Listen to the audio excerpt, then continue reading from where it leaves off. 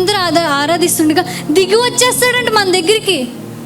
ఎందుకు? మనల్ని కలుసుకుని మనల్ని దీవించాలని, మన మంచి కోరుకుని కొన్ని మాటలు చెప్తే ఆ మాట విని ఆ మాట ప్రకారం నడుచుకుంటే మనం ఉన్నత స్థాయికి వెళ్తామని అంత తగ్గించుకుని వస్తే మందిరానికి రాము.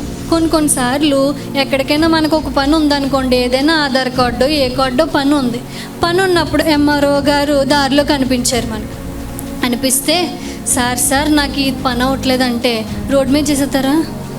ఏమంటారు? నువ్వు నా ఆఫీస్కి రా, అక్కడ చేస్తాను బాబు. ఒక డాక్టర్ గారు బాగా తెలుసు మనకి, చాలా పరిచయం. డాక్టర్ గారు నాకు చాలా నడువు నొప్పి వచ్చేస్తుంది, ఏమన్నా చేయండి అంటే, నువ్వు హాస్పిటల్కి రమ్మా, నీకు ఇంకా బాగా పరిశీలనగా చేసి పరీక్ష చేసి నీ నొప్పికి నివారణ కలిగిస్తానని చెప్పి ఎక్కడికి రమ్మంటారు? దేవుడు అంటున్నాడు, నువ్వు అక్కడెక్కడ తిరగడం కాదు, నేను నిన్ను కలుసుకోవడానికి వస్తున్నాను కదా నా మందిరానికి, నువ్వు నా మందిరంలోకి రావాలి. మనం బిజీ అయిపోతూ ఉంటాం, పనులు అని చెప్పి అయ్యని చెప్పి ఇయ్యని చెప్పి తప్పించుకుని తిరుగుతూ ఉంటాం.